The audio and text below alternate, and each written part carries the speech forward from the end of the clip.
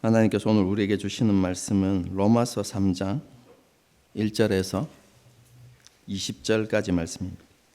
그런즉 유대인의 나음이 무엇이며 할례의 유익이 무엇이냐? 많으니 우선은 그들이 하나님의 말씀을 맡았습니다. 어떤 자들이 믿지 아니하였으면 어찌하리요? 그 믿지 아니함이 하나님의 미쁘심을 패하겠느냐? 사람은 다 거짓되되 오직 하나님은 참되시다 할지어다. 기록된 바 주께서 주의 말씀에 의롭다 하심을 얻으시고 판단 받으실 때에 이기려 하심이라 함과 같으니라. 그러나 우리 불의가 하나님의 의를 드러나게 하면 무슨 말하리요? 내가 사람의 말하는 대로 말하노니 진노를 내리시는 하나님이 불의하시냐? 만일 그러하면 하나님께서 어찌 세상을 심판하시리요? 그러나 나의 거짓말로 하나님의 참되심이 더 풍성하여 그의 영광이 되었다면 어찌 내가 죄인처럼 심판을 받으리요?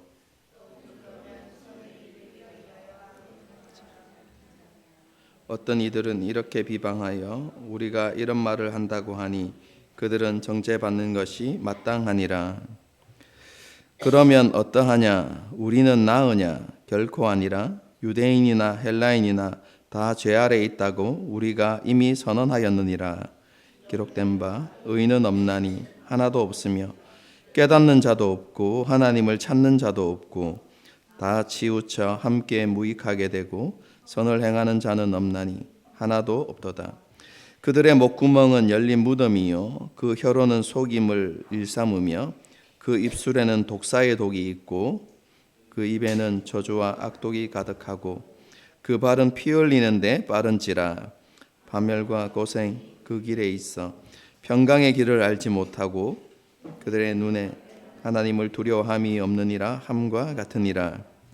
우리가 알거니와 무릇 율법이 말하는 바는 율법 아래 있는 자들에게 말하는 것이니 이는 모든 입을 막고 온 세상으로 하나님의 심판 아래 있게 하려 함이라. 그러므로 율법의 행위로 그 앞에서 담을 얻을 욕체가 없나니 율법으로는 죄를 깨달음이니라. 아멘. 사도 바울은 로마서 1장과 2장에서 각 사람의 행위를 따라 갚으시는 하나님의 공의로운 심판에 대해서 이야기했습니다. 하나님의 진노와 심판은 이방인에게만 임하는 것이 아니라 율법과 할례를 자랑하는 유대인들에게도 똑같이 임한다는 사실을 사도 바울이 선포했습니다. 유대인들은 율법을 통해 얻은 하나님과 하나님의 뜻과 관련한 지식을 자랑하긴 했지만 율법은 지켜 행하지 않았다는 것입니다.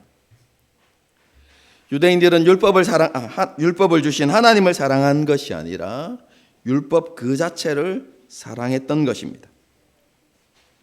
그들은 하나님의 백성임을 보여주는 할례는 자랑했지만 할례자에게 주어지는 책임과 의무에는 소홀했던 것입니다. 할례를 받은 자로서 하나님을 경외함으로 율법을 지켜 행해야만 했지만 그렇게 하지 않았고 하나님께 온전히 헌신된 사람이 되어야 했지만 그렇게 되지 못했던 것입니다. 유대인들은 육체의 할례는 받았지만 마음의 할례를 받지 못했던 것입니다. 그래서 그들도 하나님의 진노와 심판을 피할 수 없다라고 사도 바울이 선언했던 것입니다. 사도 바울이 이런 주장을 펼치면 당연히 유대인들에게 의문들이 생겨나겠죠.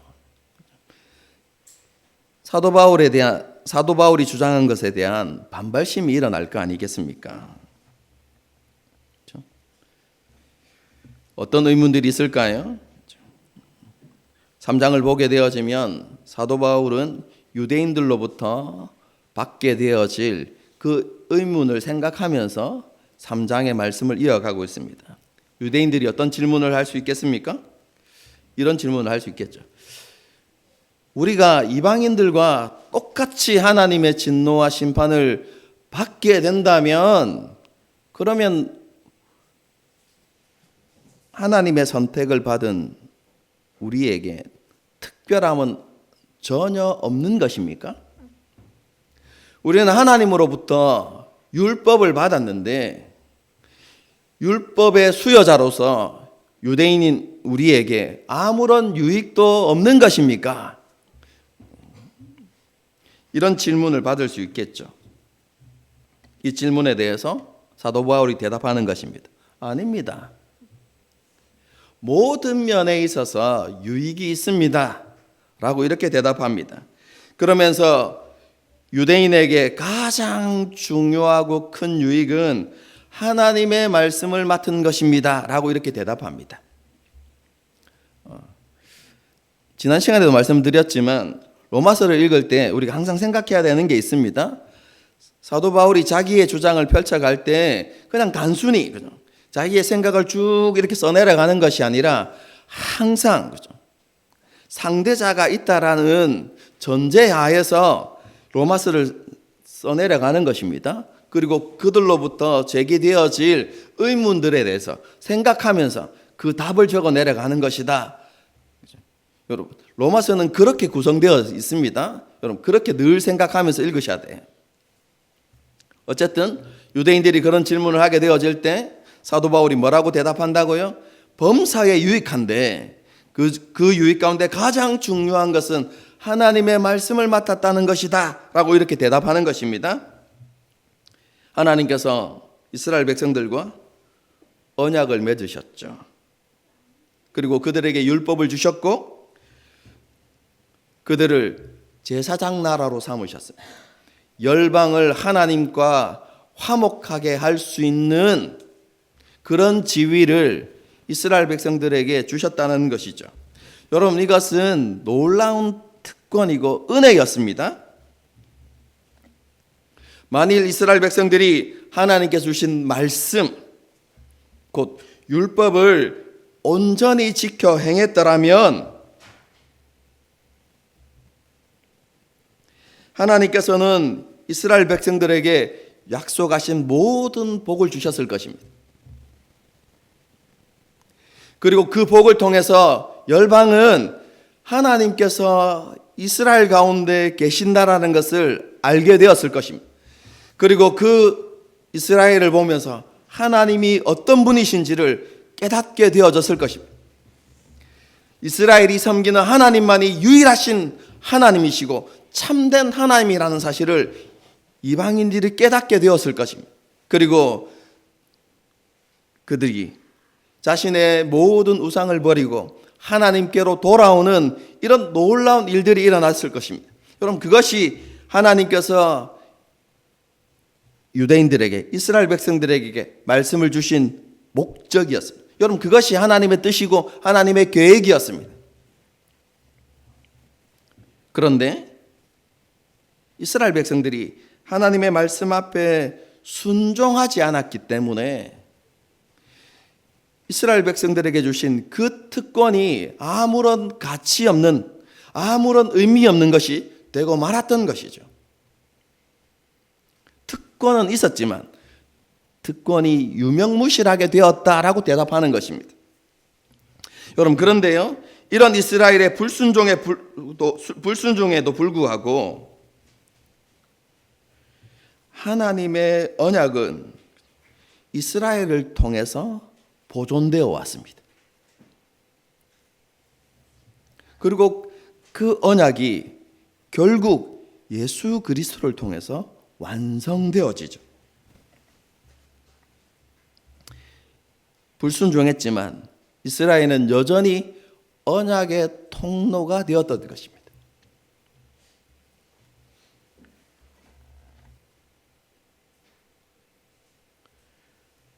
아담부터 약속하셨던, 아담에게서부터 그죠? 약속하셨던 그 하나님의 약속. 그리고 아브라함에게 주셨고 모세를 통해서 말씀하셨고 다윗을 통해서 주셨던 그 하나님의 언약이 비록 불순종했지만 그럼에도 불구하고 이스라엘 백성들을 통해서 보존되어 왔고 결국 예수님을 통해서 그 언약이 성취되도록 하셨다는 것입니다.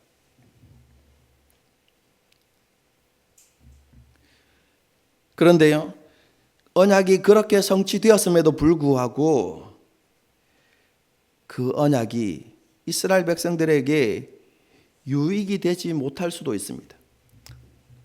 논리는 이렇습니다. 하나님께서 말씀이라는 특권을 이스라엘 백성들에게 주셨지만 그 말씀을 지키지 않으므로 그 말씀이 그들에게 아무런 유익이 되지 못했던 것처럼 똑같이 이스라엘을 통해서 하나님의 언약이 성취되었지만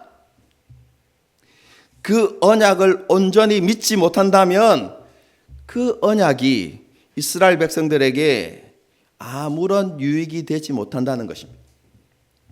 예수 그리스도를 통해서 그 하나님의 약속이 성취되었지만 그 예수 그리스도를 믿지 않는다면 예수 그리스도를 통해서 완성되어진 그 하나님의 언약이 이스라엘 백성들에게, 유대인들에게 아무런 유익이 되지 못할 것이다 라는 것을 사도 바울이 이야기하고 있는 것이죠. 여러분, 이 원리는요 유대인들에게만 적용되는 것이 아니라 우리에게도 똑같이 적용되는 것입니다. 우리가 하나님 나라의 복음을 믿고 하나님의 사랑받는 자녀가 되었다고 해도 예수님께서 우리에게 말씀하신 그 복음의 원리대로 살아가지 않으면 그 하나님의 나라의 복음이 우리에게 유익이 되지 못한다는 사실입니다.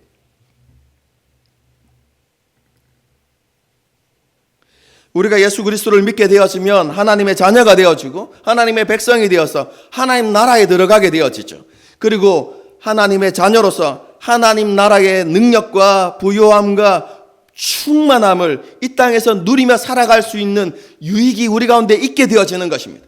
여러분, 그런데 그런 유익이 약속되어 있음에도 불구하고 우리가 복음의 원리대로 살지 않는다면 우리에게 약속된 유익이 우리에게 아무런 의미 없는 것이 될 수 있다는 사실을 우리는 기억해야 되는 것이죠. 여러분, 성경의 원리는요 창세기부터 요한계시록까지 변하지 않습니다. 하나님의 말씀은 변하는 게 아닙니다. 여러분, 구원의 원리도 변하지 않고 구원을 누리는 방식도 변하지 않습니다.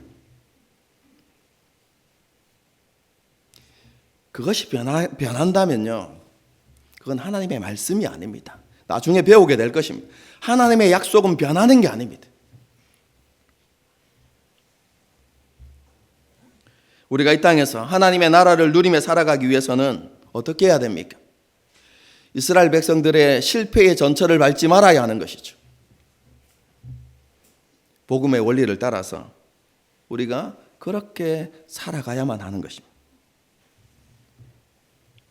사도 바울은 이스라엘 백성들이 하나님의 말씀과 언약을 믿지 않았고 불순종했기 때문에 그 하나님의 말씀과 언약이 그들에게 특권이 되지 못했지만 그것이 하나님의 미쁘심을 폐할 수는 없었다라고 이렇게 이야기합니다. 여러분, 이것은 유대인들이 제기할 수 있는 또 다른 의문을 생각하면서 그 말씀을 이어가고 있는 것입니다. 어떤 의문이겠습니까? 여러분, 그 의문은요 하나님께서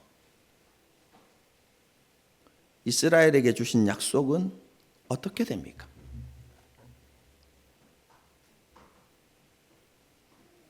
우리가 말씀을 지키지 않았기 때문에 그 특권을 잃어버렸다고 생각해 봅시다.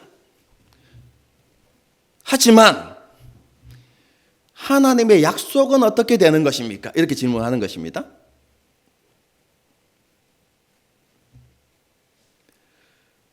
하나님의 약속이 우리의 모습 때문에 변하는 것이라면 어떻게 우리는 그 하나님의 약속을 신뢰할 수 있습니까? 이런 질문을 던지는 것이죠. 오늘날로 이야기하면 이런 것입니다. 하나님께서 우리에게 주시는 구원이 우리의 모습 때문에 변동될 수 있는 것이라면 우리가 어떻게 안심하고 살아갈 수 있습니까? 어떻게 구원의 확신 가운데서 살아갈 수 있습니까? 이렇게 질문을 던지는 것과 똑같은 것입니다. 하나님의 약속이 쉽게 변하는 것이라면 우리는 어떻게 그 약속을 신뢰할 수 있습니까? 그런 약속을 주시는 하나님을 신뢰할 수 있습니까? 라는 질문을 던질 수 있다는 것이죠.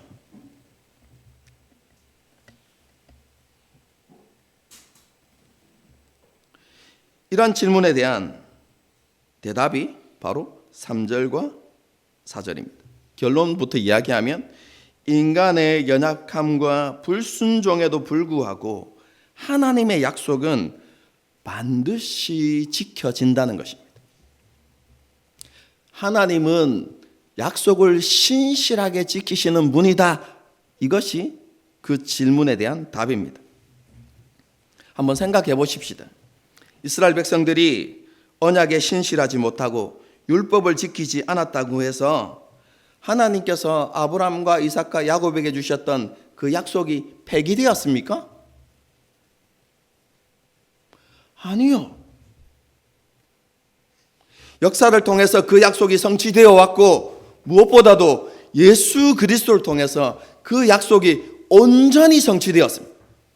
하나님의 약속은 폐기된 게 아니라는 것입니다. 하나님께서 예수님을 유다의 자손으로 보내주심으로 그 언약을 이루셨다는 것이죠.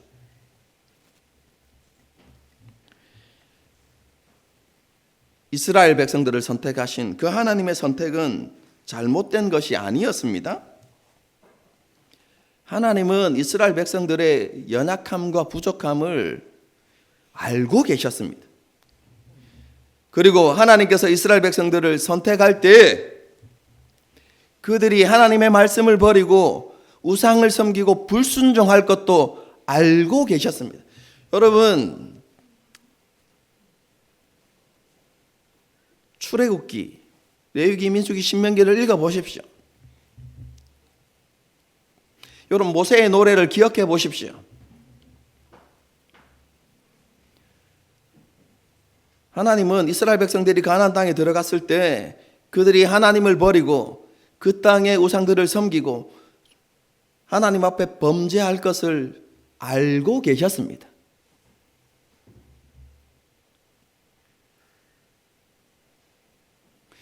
그 모든 것을 아심에도 불구하고 하나님께서 이스라엘 백성들을 선택하신 것이고 그들에게 약속을 주신 것입니다.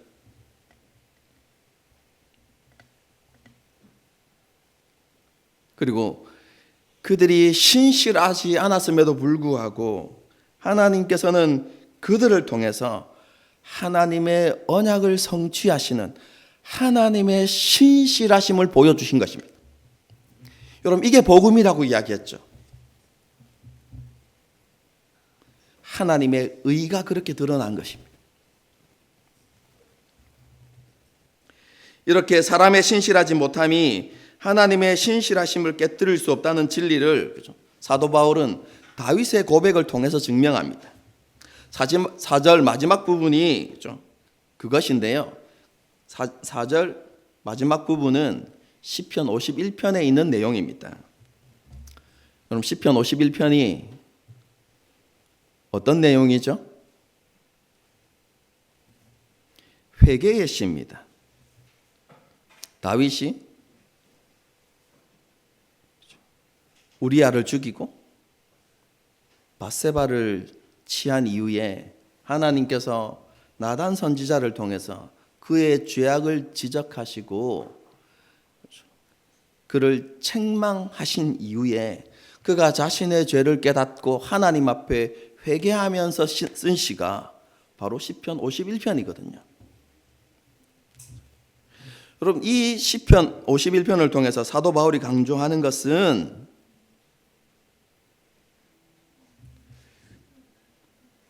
하나님께서 다윗에게 유죄 선언을 하셨을 때 다윗이 그것을 인정하고 받아들였다는 것입니다.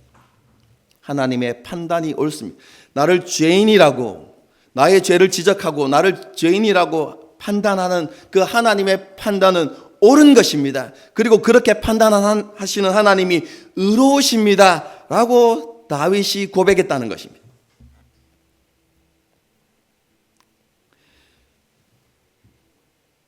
다윗이 어떤 사람이었죠? 하나님의 마음에 합한 사람이었습니다. 그리고 하나님의 은혜를 받아서 어디를 가든지 이기게 하시는 은혜를 받았던 사람이죠. 그런 다윗이 하나님 앞에서 죄인이라는 유죄 판결을 받았습니다. 여러분, 그렇기 때문에 다윗을 향한 하나님의 약속이 폐기되었습니까?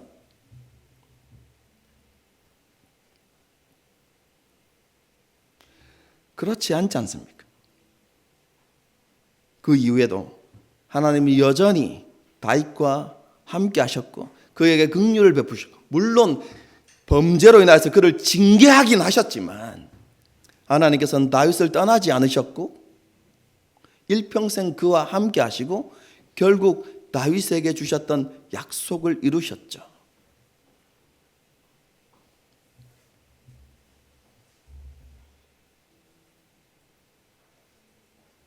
다윗의 신실하지 못함이 하나님의 신실하심을 깨트리지 못했다는 것입니다.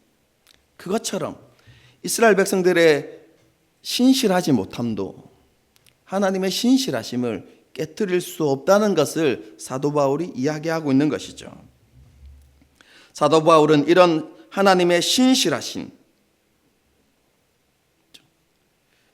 그 은혜를 선포했습니다. 다르게 이야기하면 하나님의 복음을 세상 사람들에게 선포했던 것이죠. 여러분, 그런데 그 복음을 들은 사람들 중에는요, 이상한 궤변으로 사도 바울을 조롱하는 그런 사람들도 있었습니다. 여러분, 그 궤변이 무엇이냐면 이런 것입니다. 사람의 의롭지 못함과 신실하지 못함을 통해서 하나님의 의로우심과 하나님의 신실하심이 더 풍성하게 되었다면 결론적으로 그 사람은 하나님을 더 영화롭게 한 건데,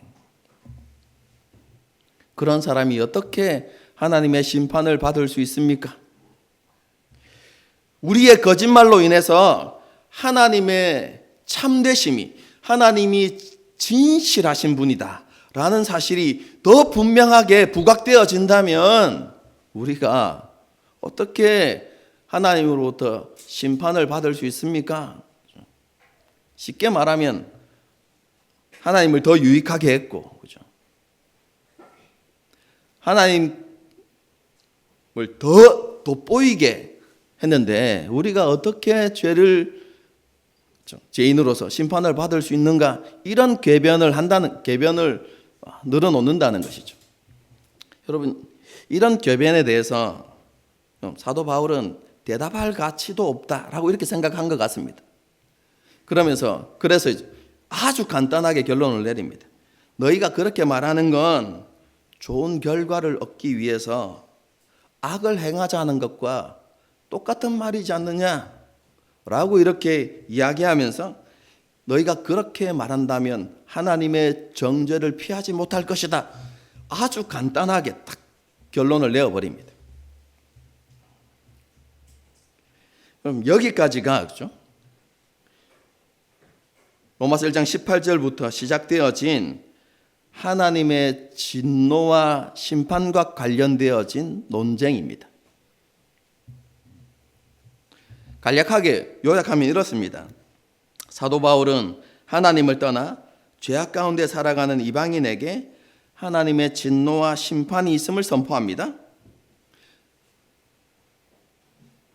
그런데 죄악을 행하는 악한 사람들뿐만 아니라 고차원적 윤리를 가르치는 도덕론자들에게도 하나님의 심판이 있을 것이라고 강조했습니다. 왜냐하면 그들이 가르치는 대로 살지 못하는 위선들 때문이다라고 이렇게 이야기하죠.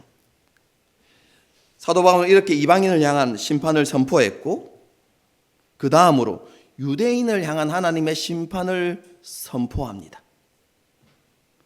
많은 은혜와 특권이 있었지만 그럼에도 불구하고 하나님을 배반하고 율법을 지켜 행하지 않았기 때문에 유대인 너희들도 하나님의 심판을 피할 수 없을 것이다 라고 결론을 내려놓고 유대인들로부터 받게 되어질 모든 질문들을 다 상상하면서, 그렇죠? 그것에 대한 답을 내리면서 결론은 하나입니다.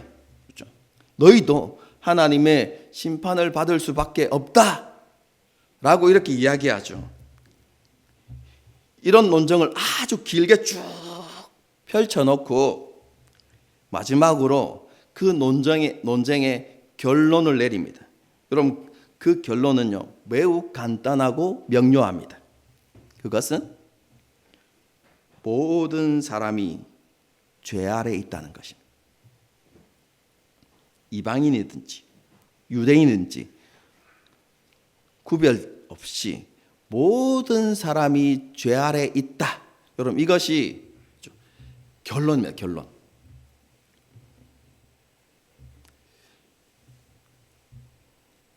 그런데요, 여기에서 모든 사람이 죄 아래에 있다라는 표현이 어떤 의미일까요? 여러분 어떻게 생각하십니까?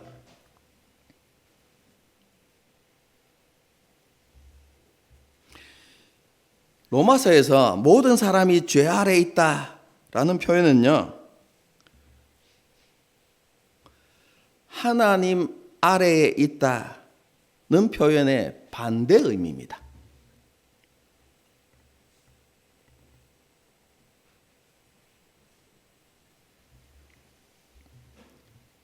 다시 말씀드립니다.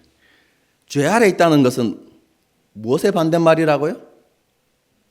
하나님 아래에 있다는 것의 반대말입니다.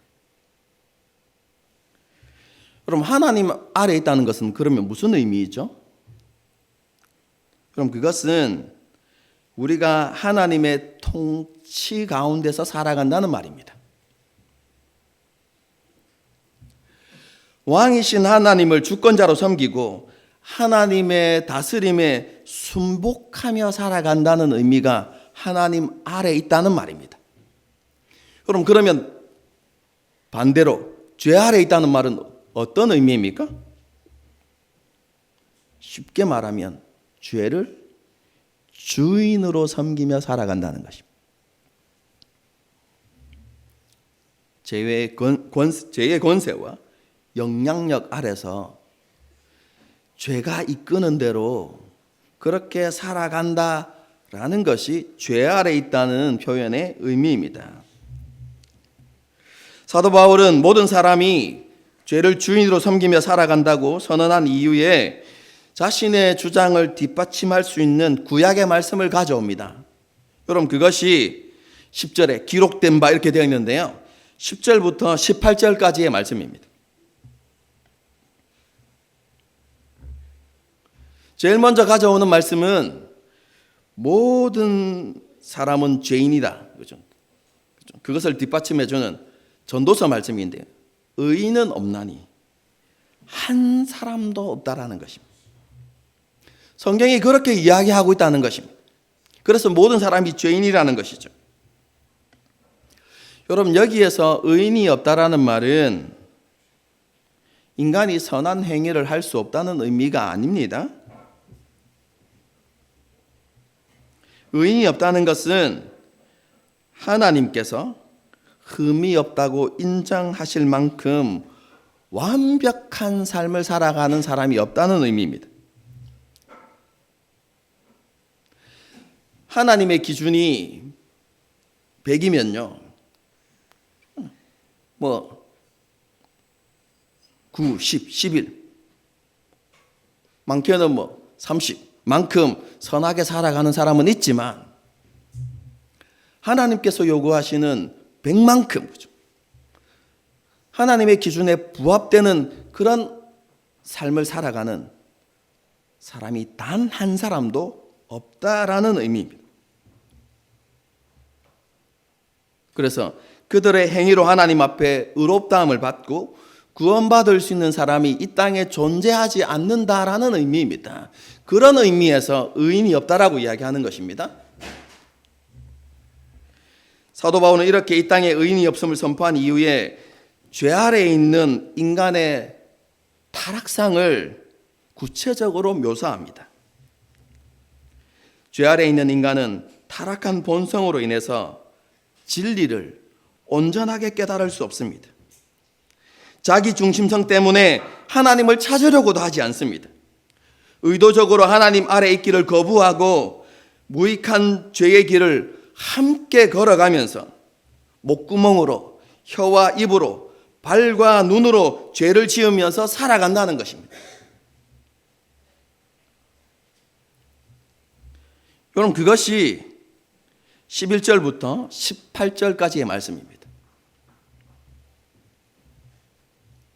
이걸 한마디로 이야기하면 범죄하고 하나님을 떠난 인간은 지정의를 포함해서 인간의 모든 부분이 변질되고 깨어져서 죄의 영향력 아래 있게 되었다라는 의미입니다. 여러분, 이걸 교리로 뭐라고 이야기하죠? 인간의 전적 타락이라고 이야기합니다. 전적 타락 교리를 배우면 알게 되시겠지만 인간이 전적으로 타락했다는 것은 인간이 타락할 수 있을 만큼 가장 최고로 그렇게 타락했다, 그런 의미가 아닙니다. 인간의 모든 영역이 부패하고 타락하고 깨어졌다라는 의미입니다. 전적 타락. 여러분, 이런 죄악된 타락한 인간상을 분명하게 보여주는 기준이 무엇입니까? 사도 바울은 마지막 부분에서 율법이라고 이야기합니다. 율법이라는 거울에 인간의 모습을 딱 비춰보면 그들이 얼마만큼 하나님 앞에 악한 존재인지, 그리고 그들이 어떤 죄를 범하며 살아가는지가 분명하게 드러난다는 것이죠. 그래서 율법 앞에서 그들은 하나님의 진노와 심판을 받을 수밖에 없는 존재라는 사실이 드러나게 되는 것이죠. 여러분, 이것은 원래 율법의 기능이 아니었습니다. 여러분, 율법의 원래 기능이 무엇이죠? 율법의 본래 기능이 무엇입니까? 여러분, 율법은요, 생명과 복의 길이었습니다. 이것은 언제부터 그렇게 되었다고 말씀드렸죠? 잊을 수도 있는데 창세기부터. 여러분, 타락하기 전에 에덴 동산에서부터 그랬습니다. 여러분, 하나님께서 아담과 하와에게 율법을 주셨다는 것이 어떻게 표현되어졌다고 했어요? 생명나무와 선악을 알게 하는 나무라고 했죠. 생명의 길과 저주의 길, 이것은 율법을 상징적으로 보여주는 것입니다. 아담과 하와가 하나님께서 세상을 창조하고 세우셨던 그 창조의 원리를 따라서 하나님의 뜻과 계획을 따라서 그들이 살아갔더라면 그들은 사랑과 생명과 풍성함과 충만함으로 가득했던 그 에덴 동산의 삶을 계속해서 살아나갈 수 있었을 것입니다. 그런데 그렇게 하지 못했죠. 여러분, 가나안 땅에 들어간 이스라엘 백성들에게도 율법은 똑같은 기능이었습니다. 그들이 온전히 순종하면 그들 앞에 생명과 축복의 길이었습니다.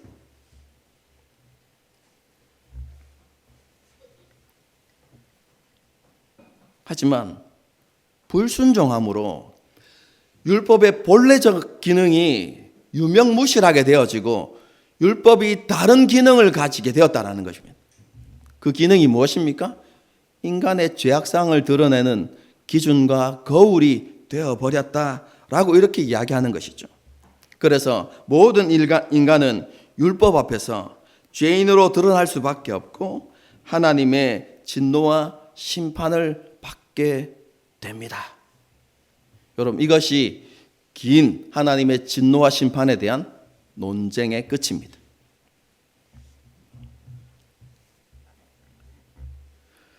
그럼 이 논쟁을 통해서 사도 바울이 선언하는 것은 너무나 분명하죠. 하나님을 떠난 인간은 죄 아래 있다는 것입니다. 쉽게 말해서 모든 사람은 하나님의 진노와 심판을 피할 수 없는 죄인이라는 사실입니다. 여러분, 이 메시지는요, 너무 듣기 거북하죠. 듣는 사람들로 하여금 매우 불편하게 만드는 메시지입니다. 쉽게 받아들일 수 없는 그런 메시지이죠. 그런데 성경은 이것이 진리라고 분명하게 선언하고 있죠. 그런데요, 그리스도인이라면 누구나 인정하는 말씀이죠. 여러분, 자신이 죄인이 아니라고 생각하는 사람 여기 앉아 있습니까? 여러분, 하나님을 믿는 모든 그리스도인은요, 자신이 죄인이라고 생각합니다. 그리고 그렇게 고백하죠. 여러분, 그런데 정말로 안타까운 현실 중에 하나는요, 그렇게 자신을 죄인으로 고백하는 이유가 자신의 뿌리 깊은 죄악되고 타락한 본성을 깨달아서 고백하는 것이 아니라 자기의 삶을 보고 고백한다는 것입니다. 여러분, 그것이 너무나 안타까운 것입니다. 우리가 우리 자신을 죄인으로 인정하는 이유가 뭡니까? 우리 삶을 보니까, 그죠? 죄를 짓잖아요.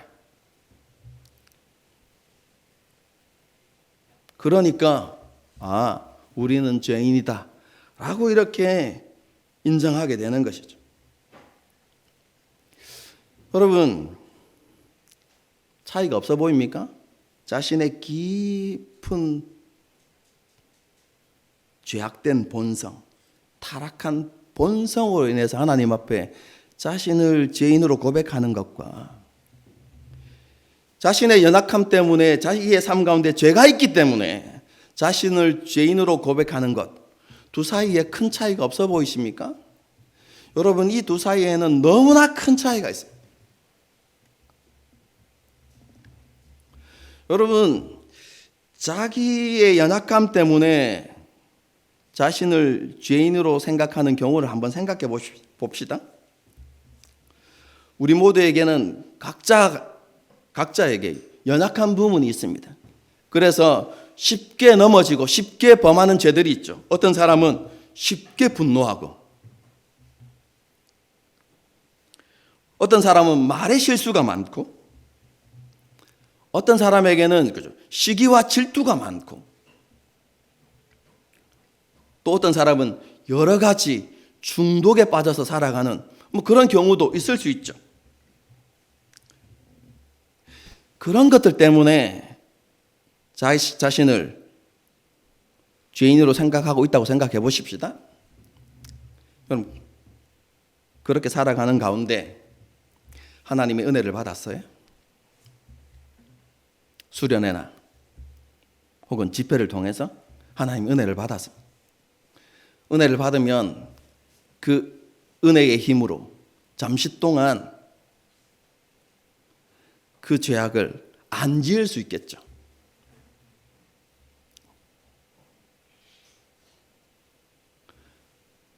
여러분, 그러면 자신을 죄인이라고 생각하는 여러분 그 마음가짐이 어떨까요?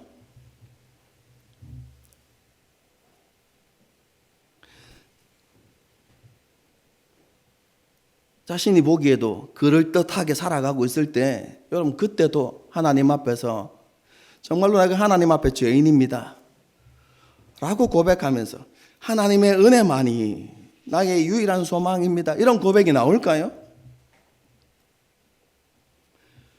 여러분 그렇지 않습니다.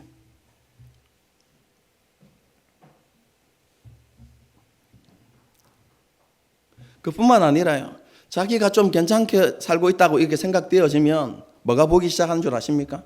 다른 사람들이 보이기 시작합니다. 비교가 되기 시작하는 것이죠.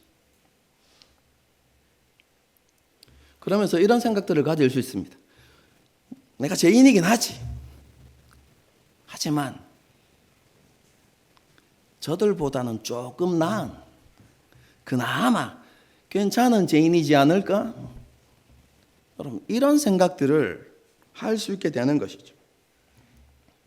그러면서 다른 사람의 죄악된 모습을 볼 때, 혹은 마음에 들지 않는 모습을 볼 때 분노하고 비난하고 정죄하는 모습들이 나타나게 되는 것이죠. 여러분 이러한 모습은요, 우리가 정말로 우리 자신이 하나님 앞에서 어떠한 소망도 없는 죄인임을 깨닫지 못한 모습이 때문에 생겨나는 것입니다. 여러분 성경에서 우리를 죄인이라고 이야기할 때는 그런 죄의 양이나 죄의 종류를 가지고 우리에게 이야기하는 게 아닙니다. 성경에서 우리를 죄인이라고 이야기할 때 강조하는 것은 우리가 가지고 있는 죄악된 본성에 대해서 이야기하는 것입니다.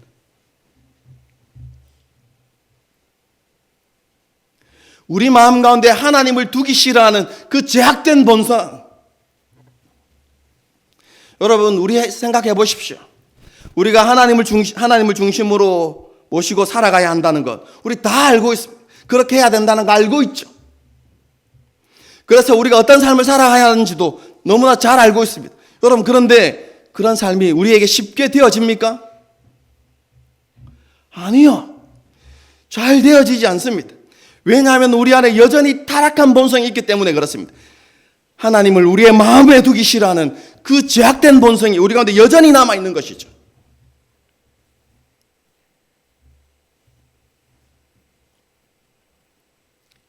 우리는 하나님이 아닌 여전히 우리가 보기에 좋은 것, 여러분 그것에 끌리는 죄악된 본성이 여전히 남아 있습니다.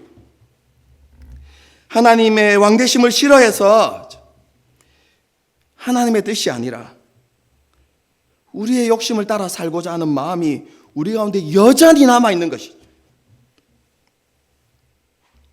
하나님을 기뻐하고 하나님께 가까이 나아가기를 즐겨하는 것이 아니라 우리 자신을 너무 사랑해서 더 높아지고 싶고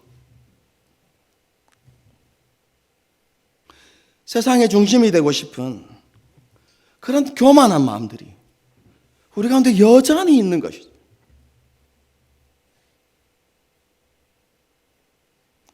아름다운 말들로 포장되어 있지만 우리 안에 이런 뿌리 깊은 타락한 본성이 있는 것입니다.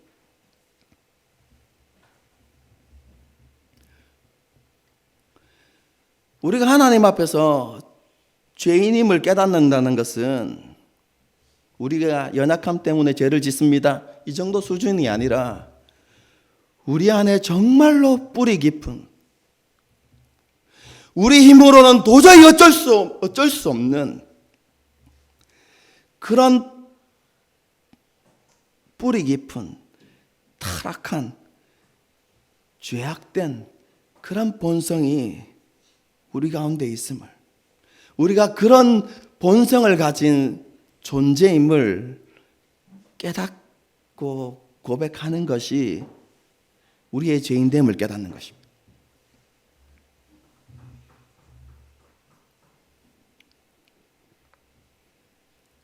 이 타락한 본성 때문에 우리가 죄의 영향력을 벗어나지 못하고, 이 타락한 본성 때문에 우리에게 어떠한 소망도 없다라는 것을 깨닫는 것이 하나님 앞에 우리가 죄인됨을 깨닫는 것입니다.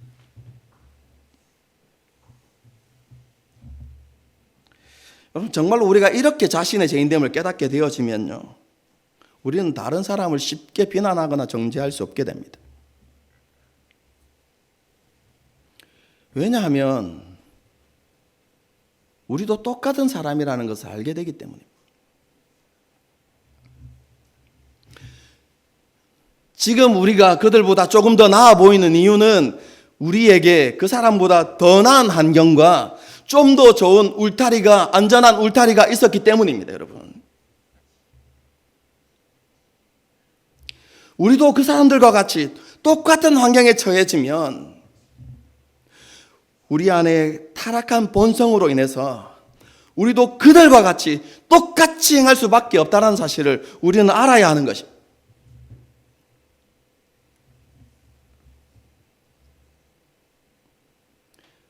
이것을 깨닫는다면 우리가 남들을 쉽게 정죄할 수 있을까요? 그렇지 못한 것이죠. 여러분, 제가 여러분을 정죄하기 위해서 지금 오늘 이 설교를 하는 게 아닙니다. 우리가 이렇게 자신의 죄인됨을 깨달을 때 여러분, 비로소 은혜의 위대함이 보입니다.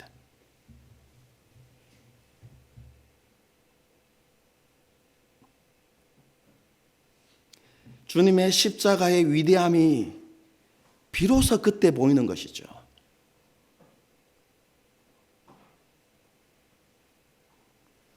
여러분, 높은 산에, 그죠? 해발, 우리나라에는 없으니까요, 그죠? 해발 5,000, 6,000, 7,000 되는 그 높은 산의 웅장함과 위대함을 가장 잘 느낄 수 있는 자리가 어딘 줄 아십니까? 여러분, 우리가 차를 타고, 그죠? 그 산에 높은 곳을 다닐 때는 여러분, 그 산의 높고 위대함을 알지 못합니다. 그 산의 높고 웅장함을 가장 잘 깨닫는 자리는 골짜기입니다, 여러분. 가장 낮은 골짜기에서 그 산을 바라보게 될 때 그 산의 웅장함을, 그 산이 얼마나 크고 대단한 것인지를 그럼 알게 되는 것이죠.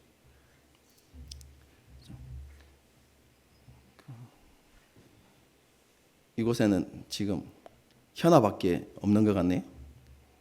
우리 라다크 갔을 때, 라다크, 여러분 그 산 평균 높이가 거의 5,000, 6,000 이렇게 되거든요. 그리고 우리가 지냈던 곳이 3,400, 조금 낮은 곳은 2,800 되는 고지였거든요. 그곳에서 우리가 사역하는 동안은 그런 반응이 없었는데요. 하루는 학교 소풍을 가게 되어지는데, 그 소풍 가는 자리가 뭐냐면 골짜기를 지나서 이렇게 가는. 그래서 골짜기로 딱 들어가면서 산의 진짜 높이가 딱 보일 때, 여러분 그때 정말로 경이로운 경험을 했습니다. 그곳에서 누가 먼저 찬양하자 라고 말하지 않았는데요, 골짜기에서 산을 보는 그 순간에 동시에 입에서 터져나온 찬양이 있습니다. 그게 뭐냐면 주님의 높고 위대하심.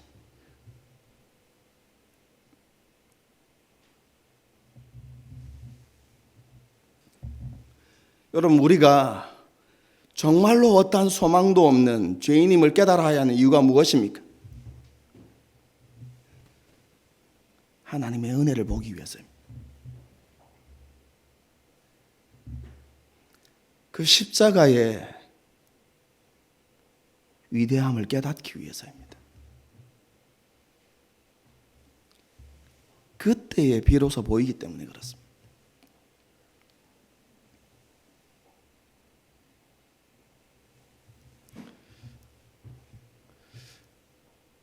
목사님, 예수님을 믿을 때 경험했는데요. 이렇게 말할 사람도 있을 수 있겠죠. 맞습니다. 우리가 예수님을 처음 만났을 때, 하나님의 은혜를 깨달았을 때 우리가 그렇게 고백했죠. 여러분, 그런데 여러분, 그것은 종착역이 아니라 출발점입니다. 여러분, 자신의 죄인, 우리의 죄인됨은요, 삶을 살아가면서 더 깊이 깨닫게 되는 것입니다.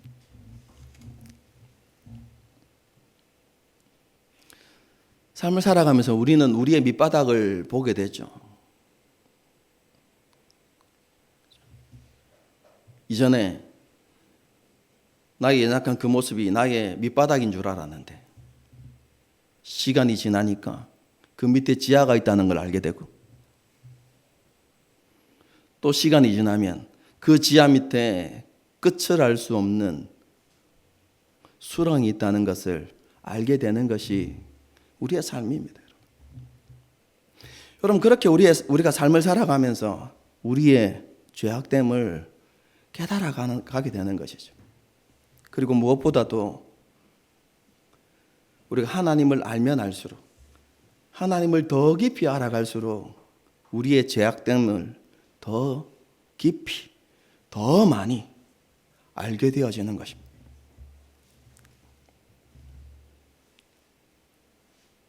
그런데 하나님께서 우리에게 그런 우리를 직면하게 하시는 것은 우리를 정죄하거나 우리를 책망하거나 우리에게 하나님의 진노를 쏟으시기 위함이 아니라는 사실을 우리는 분명히 알아야만 합니다.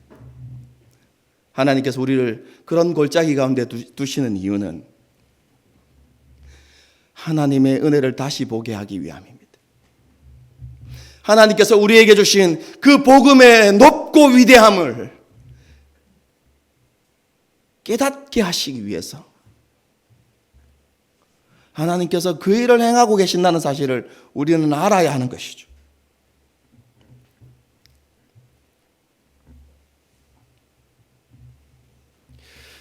여러분, 로마서를 우리가 계속해서 공부해 가면서 이러한 은혜가 우리 가운데 이루어지도록 기도하십시다.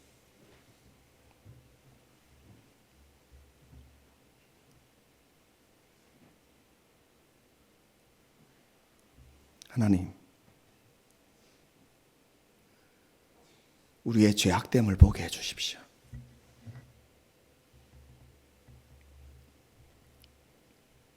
그래서 하나님의 은혜의 높고 깊음을 알게 해주십시오.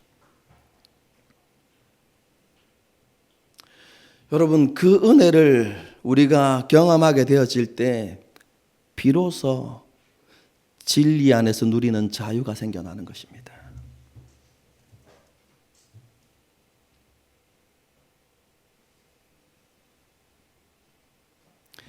여러분, 이게 기독교 복음입니다. 여러분.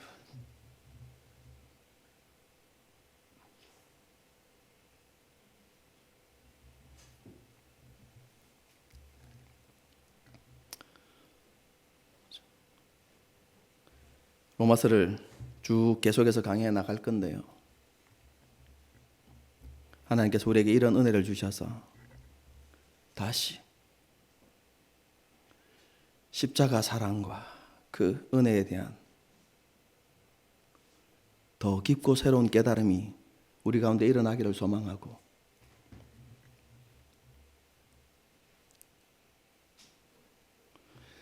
그 복음 앞에서 우리가 치유되고 회복되어져서 이전의 삶과 다른 하나님의 나라를 더 깊이 누리고 경험하며 그렇게 살아가는 저와 여러분이 될 수 있기를 주님의 이름으로 축복합니다. 여러분, 함께 찬양하고 기도했으면 좋겠어요.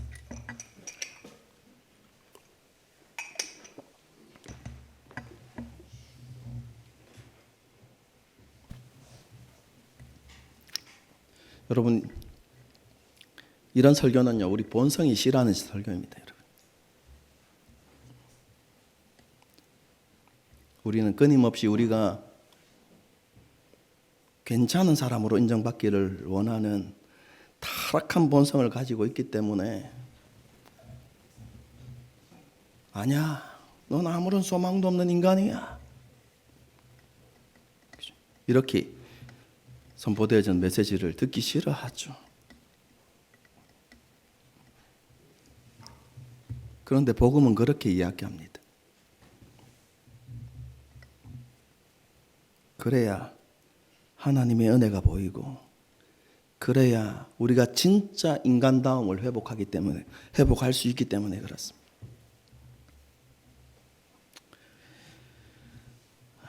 그렇죠?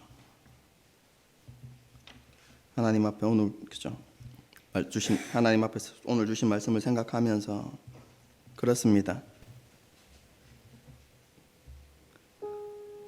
오직 은혜로만 하나님 앞에 나갈 수 있습니다. 그 은혜만이 우리에게 유일한 소망임을 고백합니다. 주님의 십자가만이 우리의 유일한 소망입니다. 그럼 그런 고백을 가지고 함께 이 찬양을 하고요, 함께 하나님 앞에 우리의 믿음을 기도로 고백했으면 좋겠습니다. 찬양하시겠습니다.